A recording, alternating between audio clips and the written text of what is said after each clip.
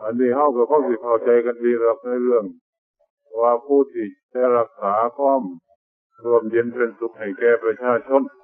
อันนี้ก็เลยแก่เจ้าหน้าที่ฝ่ายปกครองฝ่ายบริหารก็ยังท่านผู้นั้นผู้ใหญ่บ้านหรือท่านนายอำเภอสูงขึ้นไปตามลำดับถึงผู้ว่าหรือถึงรัฐบาลพุ่นละแล้วก็เจ้าหน้าที่ทุกฝ่ายก็มีหน้าที่ที่จะต้องรักษาดูแลทุกข์ของประชาชนหรือว่าจะมีวิธีการแก้ไขเรื่องในสหเวลาพ้นเดือดร้อนรุนแรงมันผู้ที่คนเราไปว่าละอันนี้เขามาบอกกันเรื่องว่าสำหรับทุกคนที่เกิดขึ้นมาในระยะนี้ก็ต้องการความรู้ความเจริญต้องการความดีความดีอยากให้มันมีสีสุขตลอดถึงให้ในด้านทั้งกายก็ดีทั้งจิตใจก็ดีอันนี้ต้องการจะให้ดีหลายอยากให้เกินหมู่คนละหมดทั้งโลกแต่แล้วก็เลยไปสุดเรื่องก็เลยอยู่เพราะอะไรเพราะมันจะดีหรอกแต่ว่าความพยายามมันนั่นเพราะอะไรละเพราะอะไรลดละพยายามกันอยู่ตลอดเวลาแต่แล้วก็เลยอยู่แค่ไหนก็ต้องเอาแค่นั้นเท่านั้นไอ้เรื่องนี้ก็เป็นเรื่องที่เฮาควรคิดหลายว่าเฮาจะมีวิธีทางที่แก้ไขปรับปรุงตัวของเฮาเนี่ยให้เจริญรุ่งเรืองขึ้นเท่าเทียมกับหมู่คณะซึ่งเกิดขึ้นมารวมโลกหรือยิ่งกว่าหมู่ในโลกอันนี้ทุกคนก็มีความปรารถนากันทุกข์มากมาแล้วแต่แล้วรัฐบาลเพิ่นก็พยายามปัดเป่าดูแลรักษากันอยู่ตลอดเวลาแต่ถ้าหากมีแต่รัฐบาลหรือเจ้าหน้าที่ฝ่ายปกครองเป็นผู้ที่รักษาอย่างเดียวเฮาบ่ให้ความร่วมมือก็เป็นไปได้ยากเพราะว่าผู้ที่เป็นเรื่องมากมันเป็นประชาชนราษฎรเฮานี่แหละราษฎรคือมันคนเฮานี่แหละว่าตามภาษาง่ายๆคนก็คือยังหมู่เฮาเนี่ยแต่ผู้มากก็มีผู้ว่ามากก็มี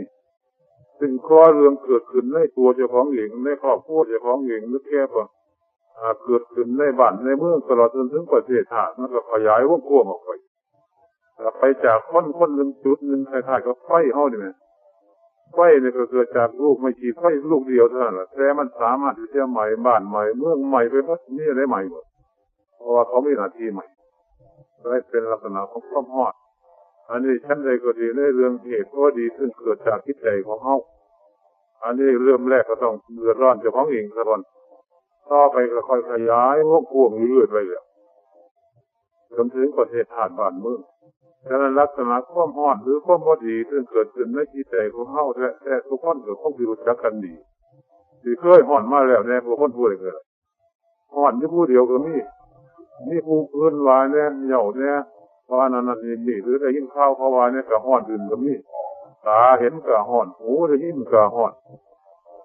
ได้ฮู้ซื่อๆคนเว้าเอาได้ฮู้ซื่อๆก็ฮอดอยู่ซื่อๆก็ฮอดแต่ละคนไอ้ลักษณะความฮ้อนความเดือดร้อนรุนแรงพวกนี้แหละผู้ใดว่ามันเกิดขึ้นมาได้ไสอันนี้ต้องหาจุดเดิมมาซะก่อนถ้าหากว่าจากต้นเงาข้อมูลหรือจุดเดิมมันเกิดขึ้นแล้วจะสิไปแก้ไขบ่ได้สิว่ามันเกิดที่น้ำพุนั่นว่ามันเกิดที่น้ำพุนี่ว่าเกิดมาจากเหตุนั้นเกิดมาจากเหตุนี้โดยมาเข้าหาทางออกมักสิตำหนิสีโทษแล้วอื่นเลื่อยไปบ่ใครอยากเข้ามาตำหนิสีตัวเจ้าของเองนี่งั้นไปตำต่อก็ไปสีต่อคนนี้เพราะมันว่าสีเจ้าของไปตำโหยอันนี้ลักษณะธรรมดาของคนเฮาเป็นอยู่ผู้ใดเคยว่าเนี่ยผู้ยังเป็นเล่าต่อเรื่องของมันไปตำโหการฮ้อนหรือก็ไปหาว่าเรียกว่าหยังบ่สมฮ้อนบ่ผู้ไฟว่าหยังแต่หังมันเฮานี่เลยเป็นผู้ฮ้อนไว้ผู้อื่นนี่ให้คิดวางสิก็แล้วกันหรอก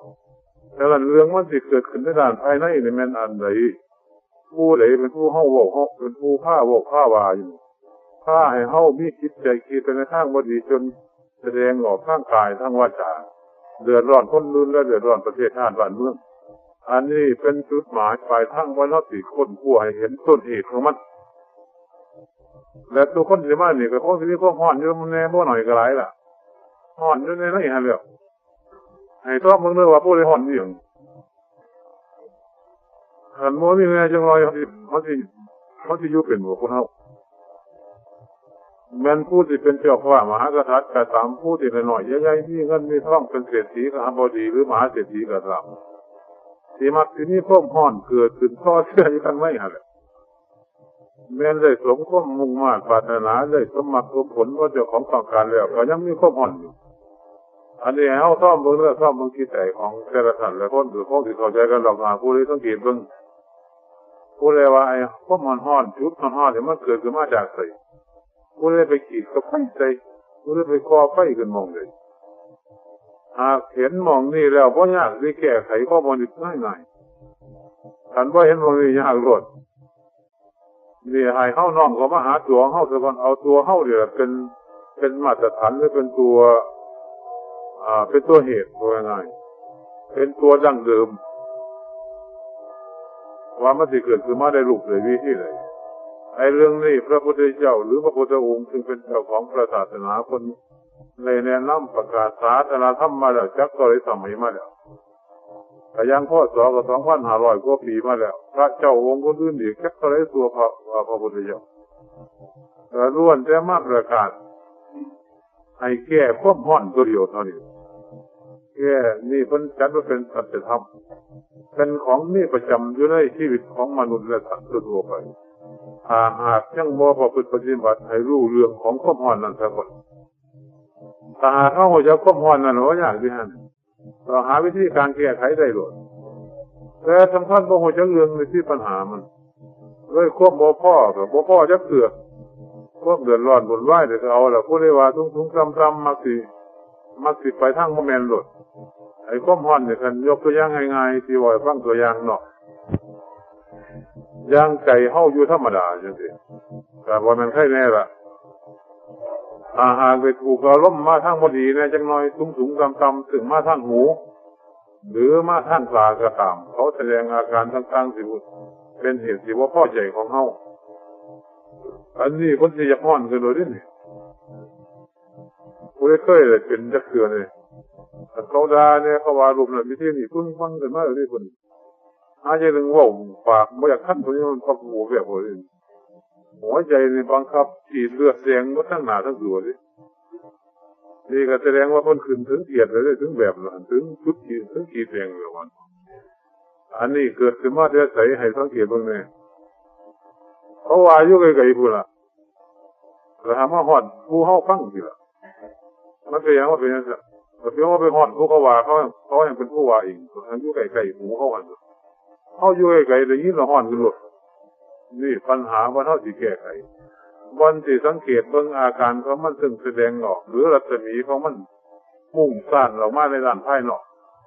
เราเขาก็ติดตามอาการที่มันต้องออกลงจนถึงจุดถึงของมันเมื่อคนควบไปก็ได้แก้คิดใจของเขาได้แล้วไอ้ใจเขาเนี่ยสำคัญตัวอันนี้ตัวการสำคัญจุดใหญ่เกิดจากนี้ถ้าหากผู้ใดอบรมในด้านจิตใจแน่เราอย่างเงี้ยด้านศีลธรรมก็เกิดขึ้นบ่ได้ว่าเมตตาปราณีความบริหารคือเมตตากรุณามุทิตาอุเบกขานี่ก็เกิดขึ้นบ่ได้ความเห็นแก่ตัวเกิดขึ้นหลายบัดนี้ถ้าหากเนี่ยมุทิเกิดขึ้นบ่ได้มันของกงกันข้ามมันนี่แต่ด้านคนเฮามันจังค่อยเกิดทางบ่ดีขึ้นมาในระหว่างหมู่คณะในด้านสังคมกลุ่มไหนหมู่ไหนหน่อยๆใหญ่ๆนี่เลยมั้งก็แสดงถึงความเห็นแก่ตัวชัดขึ้นเป็นเหตุไอ้พวกที่ไปเข้าคอมมิวนิสต์เนี่ยก็เลยย่งส่งเสริมผู้นั้นผู้นี้มาว่า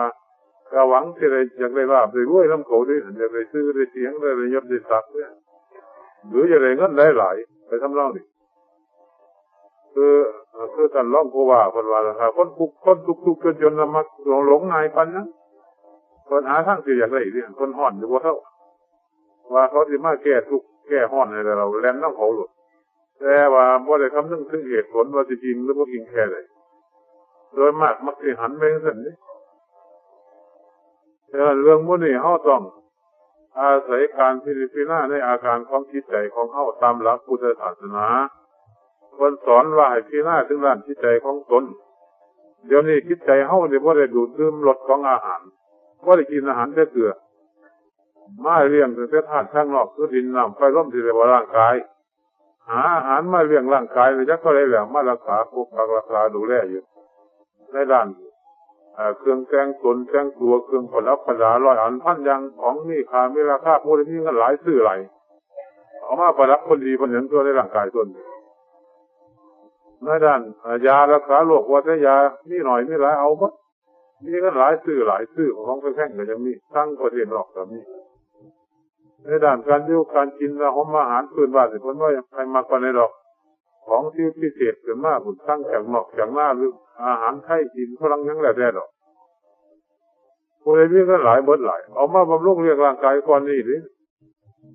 มันได้กินเยี่ยมหนำสำราญจนว่าอ้วนท้วนสมบูรณ์นักขอบางคนไปลดความอ้วนมันอ้วนหลายแต่ว่ามันเต็มทีมันเลยเกิดไปแล้ววันเรื่องดีปันยังบ่อนนั่งบ่อนนอนที่อยู่ที่อาศัยต่างให้จักรและสั่นเท่าสั่นที่สั่นหลายสั่นเราจะเร็วเทียบ3-4กว่าไปเครื่องปูนั่งปูนอนก็จักให้เฮ็ดให้ดีปันยังมาเถอะเครื่องท่านสมัยแบบไม่สมัยนี้อันนี้ก็เรียกว่าเป็นการบริหารรักษาในส่วนร่างกายแต่ในด้านจิตใจถูกค่อยติดส่วนบริกินทั้งจะเกิดไส้มันจะกุศลอยู่กันเลยว่าเลยว่าอาหารยังไงกินเทื่อนั่นเลยว่าเลยเคยได้ป้อนเขาเทื่อนั่นเลยถ้าหากผู้ว่าประพฤติปฏิบัติในทางพุทธศาสนาแล้วปล่อยใจทิมแล้วมาแรงกับป้าเขาหลงเป็นศรัทธาว่าจริงไปแล้วหรือไปตรงนรกกวิกีไปเป็นผีอยู่เซลเลยสิผมมาอยู่น้ำเจ้าของพ่อเข้านี่เพราะว่าบุคคลชาไม่ได้เรียกชาติชั้นวันน่ะถ้าหากเข้าบริกาคิดใจแล้วมันปล่อยไปทางบ่แม่นบ่อาหารไม่ได้กินมันจะอยู่ได้บ่ด้วยร่างกายคือคนเท่านี่ไหมถ้าไม่ได้กินข้าวดำ2 มื้อว่ามันสิเดี๋ยวบางหนากันบ่รวมบัดหายใจแล้วพออาหารเนี่ยเอาให้กินเกลือๆเลยอันนี้ปัญหาสำคัญนี่นี่รับคำสั่งหรือคำสอนของพระพุทธเจ้าคนอยากหาอาหารให้ใจอาหารยังละใจฮะเนี่ยอาหารอยู่ใส่แต่ในหลักคนกว่าไม่อยู่ที่หาอย่างในอาหารหนึ่งกวาริ่งกระอาหารคือข้ามเขาอยู่เฮ็ดงานอยู่หลังแนวนี่หาเอาไว้พันนั้นมากอย่างเสือแล้วยังบอกมาแล้วอัตตาอาหารมโนสัญเจตนาอาหารวิญญาณอาหารโมนี่อยู่ใส่ฮะซึ่งเป็นอาหารของใจโดยเฉพาะยังคนที่เขาแนะนำกันในด้านธรรมวศีลว่าศีลธรรมหรือศีลห้าเอาว่าง่ายๆได้ว่าแค่ศีลห้าเนี่ยก็ดอกพูดเลยว่ามีจะเถื่อวงรังคดหรือมีจะตู่หรือ2 ตู่หรือไม่มีจะตู่ครับนี่เจ้าของว่าจะหายากหรือมีศีลมีตัว2 ตู่ไม่ตัวเดียวมันยังมุ่งกันแล่นหนีตอนแล้วมันท่านที่หลอกตัวคันนี้แค่ศีลห้าก็แล้วมันดีเลยที่เห็นคนเขามันเป็นคนสมบูรณ์เลยแล้วโดยมากจะขาดศีลห้าที่คือผมมีศีลห้ามาอย่างว่าจะป่าหน้าเลยว่ามันป่าอยู่หน้านี่หมายความว่าให้เว้นจากคนเวรวานี่มันก็เว้นจากการทำร้ายเขาฆ่าเขาและเว้นจากการทำให้เขาเดือดร้อนวุ่นวายทุกวิธีห้างอะไรเรียกว่าให้เว้นมัดสำหรับตัวป่าหน้าตลอดถึงการรักษายกฮอตีชิ่งวิ่งเล่าคนจะล้มเอาลันระเบียบร้อยอันพันอย่างต่อเสียหลังแมนมัดถึงทำให้เขาได้รับความเดือดร้อนกันนับคนน่าจะพวกป่าหน้ามัดเข้าเยาวทีเป็นเรื่องแค่ว่าไปขาป่ามันผิดแต่ธรรมะของคำว่าป่าหน้ามันต้องมีเมตตามีกรุณาต้องมีเมตตาคือความหักความหอมความสงมีกรุณาความสงสารถ้าหากขาดตัวป่าหน้าบ่มีแล้วโหลดเฮ็ดไร่ไว้ปานนั้นนี่โดยเฉพาะแล้วคนว่าสำหรับเจ้าหน้าที่ฝ่ายปกครองคนว่าอยากให้มีธรรมะหรืออยากให้มีธรรมะมีศีลธรรมเป็นครูเครื่องของการประพฤติปฏิบัติบริหารงานแต่แล้วเฮามีบ่สำหรับป่าหน้าตัวเดียวกูจะดึงเสียงานหรือเนาะเพราะอย่างนี้หรือป่าหน้าม้อยขาสัตว์ก็นะขันนั้นว่าขาสัตว์ไปขาคนจะได้เรื่องมันขันว่าขาพื้นมันไปขาเจ้าของเลยเนี่ยขันว่ามีป่าหน้าอะไรมันขาเจ้าของเรื่อยๆว่าขาเจ้าของกับขาพื้นหรอกว่าขาพื้นกับขาสัตว์สาวผ้าจริงมัดตัวหมดเลยเป็นยังไงว่าขาเจ้าของ ลักษณะความเมตตากรุณาบ่มีเกิดขึ้นในจิตใจเราไม่ใช่จิตใจที่เป็นจิตใจอำมหิตกล้าหาญจิตใจดำหรือเรียกว่าจิตใจบ่ได้มีความเกรงกลัวหวาดเสียวต่อบาปต่อกรรมทางบาปทางกรรมได้ง่ายถ้าหากขาดปานะไปหรอกขาดเมตตากรุณาไปเลยแต่ด้านโลกในสมัยนี้มันจะมีการตีชิงวิ่งเล่าคนจะลงกันหมหนีกันเยอะกันพากันทำร้ายกันฆาตกรรมกันเราระเบียบคนเราแท้แหละบางที่ครับมันจะเพียงว่าที่ดินอยู่ในเขตใกล้ๆกันกระทิบกันพากันทิมกันหลายไร่อยู่ที่เดียวเนี่ยบางคนเหงี่ยวท่านคนนี้เหงี่ยวท่านเหงี่ยวไปมากขาดกันตัวที่ไฮที่หน้าคือกันนักเขาที่หัวที่สวนแมนมัดพูดอยู่ใกล้ๆกันเขาจะเรื่องหรอกเดี๋ยวก็ว่าเขารักกันเดี๋ยวว่าเขาเก็บโบวันนี้ปลูกผักปลูกนี่ปลูกทิ้งปลูกของขอรอแค่เลยนักเขาไม่ได้ควบหวงควบแพงเขาไม่ควบเมตตากรุณาสงสารเราพิจารณาก็เลยแคบเลยเป็นก้อนเห็นแก่ตัวจัดเมื่อเห็นแก่ตัวจัดแล้วก็พิจารณาก็แคบเมื่อพิจารณาแคบก็เป็นพิจารณาอมหิตกันเตรียมอยู่ในโลกนี้การเดินหน่อยๆที่ช่วงพอพูดผิดกว่านะตัวนี้ไม่กว่านะก็เว้นจากการทำละหมายว่าเดี๋ยวมันค้นเข้ามันไล่ขาดถึงขนาดนี้สำหรับผู้ที่ส่งเสริมไปในทางงมเนี่ยจะได้หากันทำร้ายกันต่อเบียดบังกันเอารันระเบียบกันโต้กันตีทิ้งหญิงเล่ากันนั้นกันจะยังเฮาเห็นเนี่ยจะได้ลงในศาลตั้งทหารด้วยตั้งตำรวจด้วยตั้งทนายไว้วัดเงินงบประมาณปีหนึ่งบ่หน่อยป้องกันคนหนึ่งคนแนวนี้แหละคนมันนี่ว่าเป็นจากคนมันนี่ผ่าหน้าว่ามีถึงก่อหนึ่งเท่านั้นนี้ว่าเป็นไก่เย็นนี้แล้วก็สร้างครอบว่าจะใช้ไว้เบิดนั่นเป็นหลัง2 หลัง3 หลัง4 หลังหลังขาดแต่ก็เห็นมีคนนั้นเลยไอ้พวกสัตว์ตัวเห็นพวกเลยพวกตัวนั้นดีเป็นการบอกกับผู้เลยว่าเรามนุษย์เข้ามาไล่ขาดด้วยกันไม่รู้เลยนี่เราก็จะหลังผู้เลยว่าแสดงว่าก็ไล่ขาดด้วยกันอันนี้ก็คือคนบ่มีปลาหน้านี่แหละบ่มีสินขอหนึ่งเท่านั้นแหละตั้งขนมทานาเลยโอ้ยมันก็ประมาณว่ามันหมดมันเท่ามีสินตัวฟันไปจิตใจได้ประพฤติปฏิบัติให้เป็นนิสัยให้เป็นอุปนิสัยคิดเด่นอยู่ในจิตสันดานอยู่ในจิตใจของเขาเนี่ยถ้าหากเป็นไปได้มัดทั้งยังประเทศไทยเขาแค่นี้ละดีเลยเนี่ยเราแทนที่จะไปใส่งบประมาณต่างศาลต่างโรงพักตำรวจสร้างตำรวจไอ้นี่เงินเดือนแค่ขันต่ำหรือขันสูงอันมันอีกเงินงบประมาณต่างๆเราดิสิไปให้เป็นเงินเดือนก็ต่างๆนี่มันเอามาพัฒนาบ้านเมืองเจริญคนอีกไปอีกไกลอยู่แต่แล้วคนก็เลยเห็นบ่ได้ซะละก็เลยตั้งไว้ถ้าความคนบ่มีสินข้อหนึ่งเดือดร้อนกันที่คนบ้านมันก็คือแล้วถ้าในเรื่องข้อมูลที่วันไหวไปทางอื่นนั่นอาจจะให้เกิดขึ้นในคิดในใจยุ่งย่องต้องเสริมผู้อื่นให้เป็นไปในทางบ่ดีให้เดือดร้อนบนไร่ซึ่งตัวเจ้าของเองหมู่บ้านตลอดถึงประเทศชาติเป็นไปบ่ได้เพราะว่าเกิดความเมตตาขึ้นในด้านจิตใจแล้วความกรุณาก็มีอยู่ในจิตใจแล้วครอบครัวของเขาก็สิสบายสุดตัวอันนี้แหละจุดนี้แหละเป็นจุดสำคัญศีลธรรมหน่อยๆข้อเดียวเท่านี้ก็ยังดีได้อยู่เนี่ยแต่ว่าบ้านเฮามันมีแนวบูรังคดมันก็ยังว่ารับบ่ถอยได้ทั้งศีลหานำมันจะเราก็จะเพื่อทั้งรับออกจากบ้านแต่ข่อยยังบ่มีจะเกลือสิได้ละคนแต่นั้นคันเทศตัวนึงมันอยากเลื่อยไปหาตัว2ตัว3ก็ได้ดีกว่าเลื่อยไปวัดตัว5ตัว4ตัว5ก็เลยล่ามความนักเขาได้บ่มีจักตุอันตัวนี้บ่มีแล้วตัวปานะเมตตาบ่มีแล้วถ้าหากตัวสุราเนี่ยก็เพิ่มเข้ามาอีกแน่บัดนี้เศร้าหาเลยนี่บัดเศร้าหาอะไรอื่นบ่รู้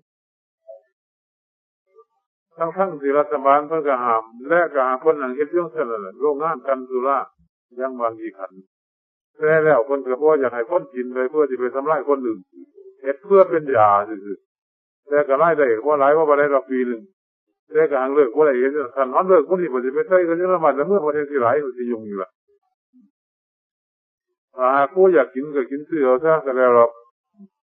แต่ว่ากินหน่อยๆย่ามาเดือดร้อนวุ่นวายเจ้าของบางคนกินไปจนเป็นขี้เมาเบิดถอนท่านหอนพระกันกับลูกกับเมียมันผิดที่เขาอยู่ตรงนี้เลยเป็นหนี้เป็นสินที่พวกแห้งบางคนก็มีเงินหลงเงินเดือนเนี่ยนักเขาเรียนไปทั้งนี้มาออกจากงานแล้วก็ไปใส่เสื้อผ้าเหล่ากับพ่อเป็นอย่างที่ก็มีที่บางคนแล้วท่านนี่ต้องเมื่อมันเป็นคนเมื่อเป็นคนทุกข์คนจนแล้ววันนี้ก็เรื่องง่ายๆที่เห็นก็เดือดร้อนวุ่นวายแก้บ้านเมืองตัวปาหน้าตัวที่หน้านี่ก็ไปนั่นแหละที่บอกไปหลายมันก็คือขวงหน่อยเรื่องมุ่นแต่แล้วเขาไปรับจากฝ่ายจากกลุ่มมันคนแนะนำให้ซื่อๆหรอกว่าขอนี่เวทจังสั่นขอนั่นเวทจังสี่เป็นสิกขาบทเป็นมาตราใครๆก็ต้นหมายนี่ไหมตั้งไว้ซื่อๆว่าให้กันฟังซื่อๆแต่ว่าถ้าหากเขาบ่ปฏิบัติตามก็บ่มีความหมายถึงหรอกบ่ได้ผลก็บ่จะทอดกลับมาถึงเขาต้องให้เกิดมีขึ้นในกายในวาจาในใจของเขาดิอันนี้แค่กำนันผู้ใหญ่บ้านหรือพวกเจ้าหน้าที่ฝ่ายปกครองนี่ศีลห้าเท่านั้นดีเลยดิศีลห้านี่เป็นมันจัดว่าเป็นมนุษยธรรมเป็นมนุษยธรรมผู้ใดมีศีลห้าเป็นของประจำกายวาจาและจิตใจแล้วผู้นั้นจัดว่าเป็นมนุษย์โดยสมบูรณ์เป็นคนเต็มที่พร้อมไปด้วยคุณธรรมบ่เป็นแต่เพียงแค่รูปร่างหรือร่างกายตาหูจมูกลิ้นกายใจหรือรูปอันสันฐานเป็นผู้หญิงผู้ชายเท่านั้นมีคุณธรรมเข้ามาผสมเข้าไปอีกจัดว่าเป็นมนุษยธรรมเรียกว่าเป็นมนุษย์สมบูรณ์ตามแบบของคนผู้ได้ขาดจากมนุษย์สมบูรณ์อย่างนี้แล้วก็เรียกว่าเป็นคนบดดิ่มเป็นคนเคืองหนึ่งหรือเรียกว่าเป็นคนขาดหรือว่าเป็นคนเกินหรือเป็นคนเหนียงก็ยักกันแต่แล้วก็เลยลงไปในอาบายตามหลักของคนอาบายหมายถึงว่าหาความสุขว่าได้เต็มไปด้วยความสุขอาบายภูมิที่มัน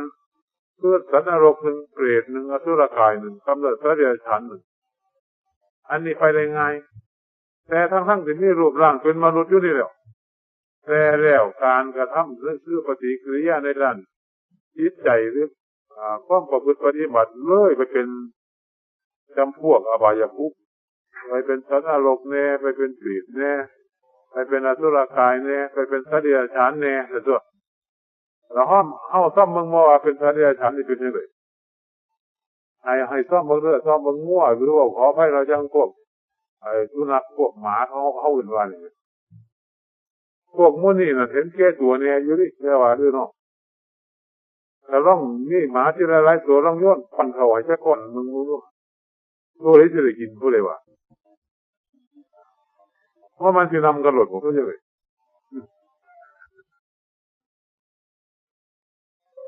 เราตัวว่ากัดกันนั่นนี่ตัวว่าอะไรไปกันมูเลยเป็นผู้ได้กินแทนไม่ตัวเอาไปใจ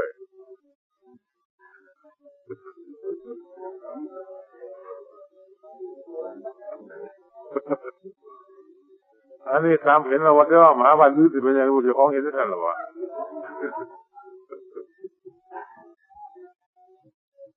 อันนี้พวกสัตว์เห็นง่ายๆแม่จะย่างว่าง่วคือกันง่วคู่เดียวกันหรือลูกแม่เดียวกันเคยเขียนไปน้ำกันทุกเนี่ยไปน้ำกันทุกคนทุกแห่งมาเจ้าหยาไม่กินคนซากันโดยที่ทอดกันโดยที่นั่นอยากหวงกินคู่เดียวเลยสินี่แสดงถึงความเห็นแก่ตัวแต่ว่าธรรมานุเท่าเป็นไปอย่างนั้นมันก็บ่ตั้งกันกับพวกนั้นเลย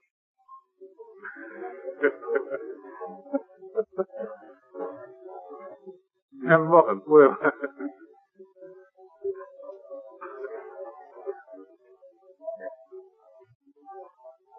หรือบ่ได้ว่าจังได๋คันว่าเป็นจังซั่นแล้วคันมีผู้อื่นว่ามันเครียดเราเด้บัดนี้ทั้งที่เจ้าของก็เป็นให้หมู่เห็นอยู่นั่นล่ะว่าคันหมู่ว่าเนาะหมอนี่มันคือหมาแต่ว่าเครียดบักนี้รู้เรื่องเนี่ยจะเป็นจังซั่นนี่คนเฮาจะว่าด้วยทั้งที่เจ้าของเป็นอยู่ล่ะเขามาว่าก็เครียดว่าเราแทนที่ว่าสิให้เขาโอ้ยเขามาว่าแม่นตัวนี่ว่าซั่นสิให้รางวัลแก่เขามันจังเนี่ยเขาว่าแม่นหลายว่าเจ้าของที่ได้แก้เจ้าของอีกท่านนึงแต่ที่ดอกมันจังแม่นผู้ที่ประพฤติปฏิบัติธรรมเนาะสิแก้ไขเจ้าของ กูเห็นพอดีตัวมันคล้ายๆกับสัตว์ว่าสิ่งผู้ที่ปรับตัวให้เป็นคนก็น่าว่าก็ให้มีคิดใจเป็นศีลเป็นธรรมมีเมตตากรุณาสองข้อตอนนี้ก็ยังดีได้อยู่เนี่ยหรือเรียกว่ามีศีลห้าก็จัดว่าเขาเป็นคนโดยสมบูรณ์แต่ปัญหาที่ยากกันในตั้งกฎหมายได้หลายเรื่องนี่ก็เนื่องจากว่าคนเฮาที่มันตกจากคนอยู่คันผู้ใดเป็นคนหรอกบ่ยากหรอกคนพวกข้องง่ายโพดเจ้าหน้าที่เจ้านายพุ่นแต่ยากลำกูว่าแม่นคนนี่แหละเดือดร้อนบุญว่ายุ่นแล้วก็รักนั่นจอบพันจอบนี้คอรอเคเลท่านบอกมาวันนี้ไปฟังเสียงฟังท่านแล้วโอ้ยตาเวนทุ่งสุดๆแต่ย่างวันขึ้นไปรับของเขาอยู่สุดๆมืดตัวไหนก็ไปบางคนเป็นสันนี้คือจังทั้งเมื่อวันปีคือจังหาว่ารักอันเดียอยู่ข้างเสียงวันก็จังนอนพวกนั้นแต่มานั่งฟังเสียงฟังท่านโอ้ยหิวนอนใจสิรุสิฮะมันกลางคืนไปยังขึ้นวันนี่มันเป็นเพลงที่แสดงว่าใจเฮานั้นตกอยู่ในระดับต่ำตกจากมนุษย์ไปแล้วเรื่องจิตใจคือการประพฤติปฏิบัติแต่เฮาบ่สิอยากเป็นเพราะปานนั้นสิฮะนี่พูดได้ว่าเราถ้าเกิดขึ้นไปชาติหน้าตามีการเกิดเนาะร่างกายนี่เฮาแตกทำลายไปแล้วจังได๋ก็ได้ไปกระทับตัวแล้วพอมาหลายน่ะเขาจะได้ใส่ยาเบื่อเรื่อยตัวหมู่แล่นอยู่นำหมู่ถึงปีมามันจะเป็นบ่อการพดมันเราคนเท่ากันผู้ใดรักษาระดับจิตใจเจ้าของไว้เป็นมนุษย์โดยสมบูรณ์แล้วตกไว้หันหลังง่ายปานนั้นมันแต่ว่าเฮาบ่เห็นหรอกระยะนี้ถ้าบ่หันยันหรอกมันเพิ่นไปเลยเป็นบุญแต่ก่อนจะสิฮู้จักสิรู้สึกเจ้าของ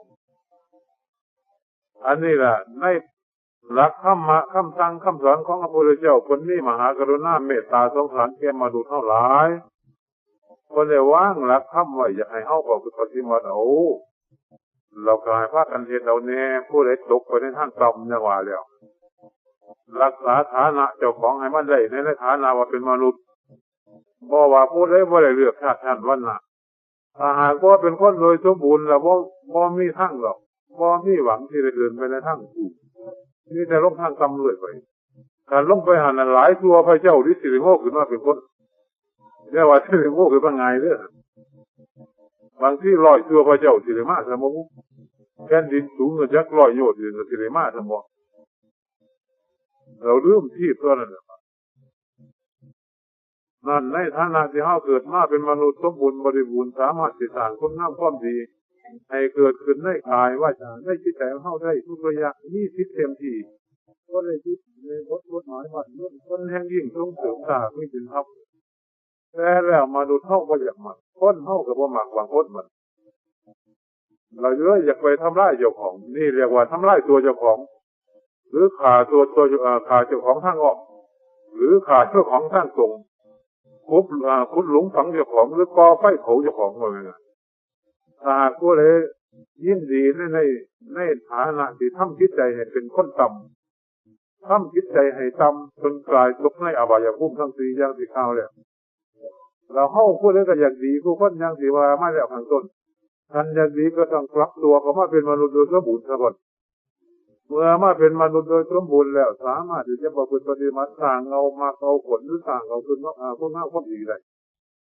เพราะพระพุทธองค์คนสอนไว้แล้วว่าถ้าหากมาเป็นมนุษย์โดยสมบูรณ์แล้วนั่นแหละจังสิได้สำเร็จมรรคผลนิพพานถ้าหากประพฤติปฏิบัติดำเนินต่อไป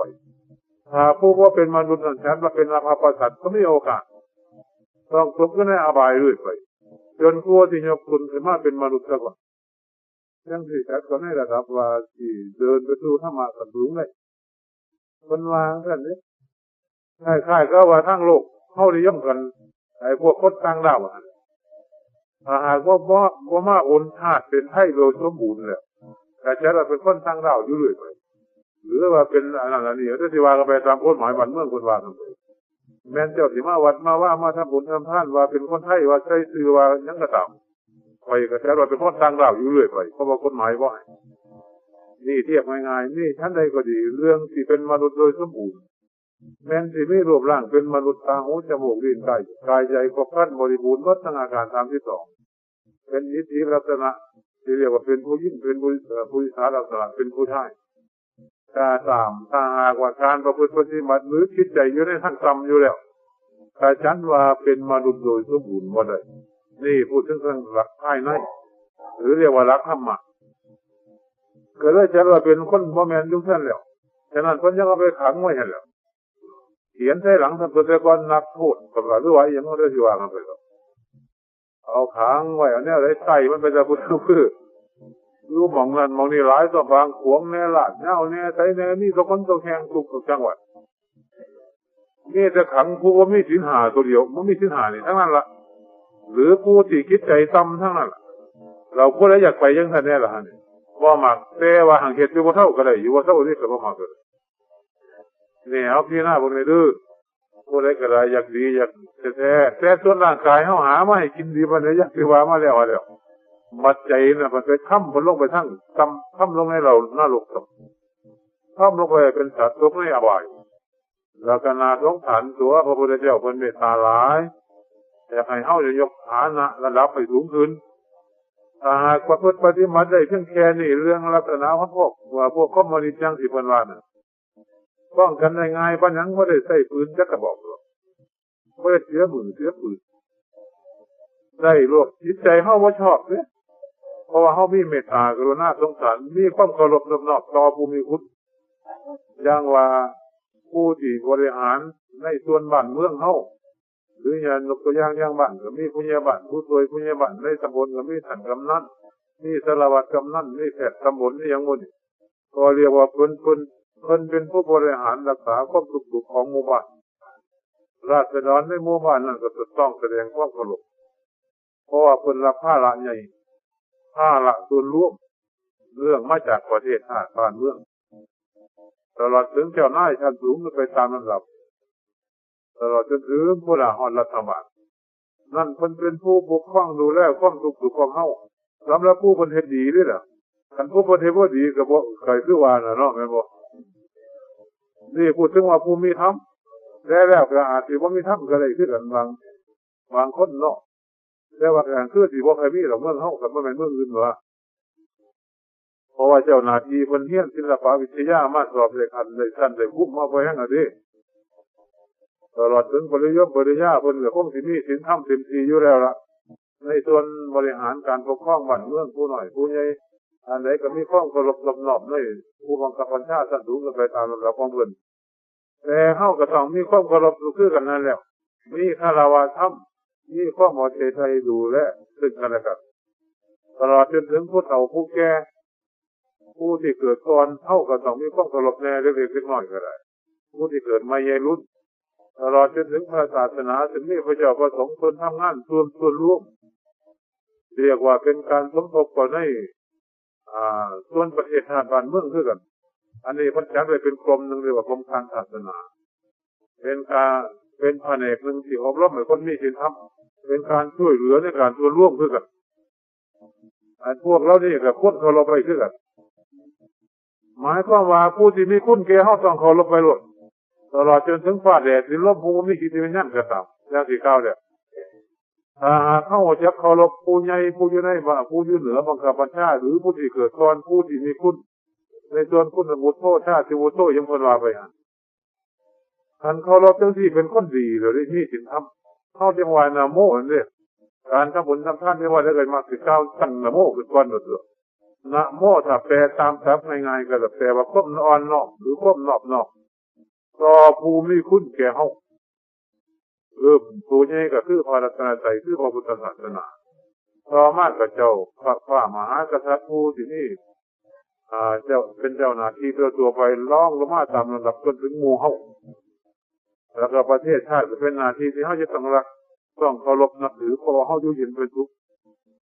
ความเดือดร้อนที่เกิดขึ้นก็เกิดจากเฮาเองถ้าเกิดขึ้นจากเจ้าหน้าที่นั่นเป็นเรื่องของคนเองเจ้าหน้าที่คนผู้อยู่เหนือบังคับบัญชาคนดูแลกันเองหรอกถ้าผมมีอำนาจผมมีฐานะจะไปแก้ไขยังคนใดหรอกเป็นแต่เพียงแสดงความเคารพไว้หมดคนเป็นผู้มีคุณต้องเหตุเป็นทำเล่านี้เขาต้องตั้งตัวไว้ในรูปนี้ดีร้ายแสดงว่าเป็นผู้มีศีลมีธรรมแต่ว่าในระยะนี้เล็กน้อยก็จะเคารพผู้ใหญ่พอดีตามที่ก็ได้ยินมาเนาะแต่ว่าพอได้คุกกี้ก็เล็กน้อยก็ไปแล้วเดี๋ยวคุกกี้อยู่กับผู้ใหญ่ ยกตัวอย่างยังลูกยังเต่าห้องมันนั่นร่างเสือว่าใครอยากเคารพพ่อแม่ที่บอกว่าใครอยากฟังถอยฟังพวกนี้บางคนแต่เราที่แห้งแน่แต่คนรักนี้ก็ขึ้นบุญทอดเพราะว่าผู้พิบูลก็มีเรื่องระบาดมันไปสั่นก็มีตัวกันหามแน่ตั้งหน่อยตัวนี่แสดงว่ายังได้ครอบครองของเฮาก็ยังสอนว่าอยากได้อยู่แล้วไอ้คือคนในบ้านเลยเคยมีในบ้านมุ่งกับพวกนี้มาในดอกมาทั้งอื่นหมดแล้วว่าแต่ถ้าจะนั่งกันเรียนไปนั่งผู้เบาจ่อยไปแก่ได้ปุ๊บเลยสิตัวหามได้บ่ถ้าเขาบ่มีวิธีการอบรมในลูกๆหลานๆกันว่าใครเคารพว่าใครเลยเชื่อฟังคำสั่งสอนของพ่อแม่บิดามารดาหรือผู้อยากว่าผู้หลักผู้ใหญ่นักเขาเล็กๆเล็กน้อยซึ่งเป็นนักเรียนตั้งแต่ชั้นประถมชั้นมัธยมชั้นอุดมศึกษาตลอดจนถึงยังมหาวิทยาลัยยังตัวไปซึ่งมีการศึกษาตัวประเทศพวกเรานี่สมัครนักเรียนนี่ว่าอยากเคารพผู้ใหญ่นี่เพราะว่าอยากเคารพผู้อาจารย์นี่เมื่อมีความรู้คนสอนให้แล้วตั้งตัวเป็นพ่อระพี่ขึ้นมาแล้วเถอะต้นคอเขาหล่นแต่เรื่องมูนี่สาเหตุเกิดขึ้นมาจากไสวะเกิดขึ้นมาจากว่ามีศีลห้ารักษาระดับมนุษย์สมบูรณ์นี่ไว้พอได้เรียกว่าเป็นมนุษย์สมบูรณ์อันเดียวนี่แหละยังคอยเกิดไม่เรื่องทะเลาะเบาะแว้งกันได้เกิดเดือดร้อนปวดร้ายกันมีปัญหากันอยู่ในบ้านในเมืองคือหมดแสดงว่าเขาหลบผู้ใหญ่แสดงความรู้ความเห็นแต่บางแห่งบางอย่างมันก็เป็นจริงก็หรอกว่าแมนก็เขากับมีบางอันแต่บางอันกับว่าแมนกับมีถึงแมนกับว่าดีปันเลยเพราะมันก่อเรื่องให้เดือดร้อนปวดร้ายทั่วบ้านทั่วเมืองให้เขาแสดงความเคารพไปหรือแม้ตามหลักของพระพุทธองค์สอนเลยจังสิมันยังเป็นฐานะของมนุษย์ผู้ที่มีศีลธรรมมีความเคารพรบนอกว่าวันเล็กกับวันโมกขึ้นก่อนต้องเอาธรรมมาที่เป็นเครื่องพุทธผลไอ้ซึ่งเรานี่แหละเป็นอาหารของใจ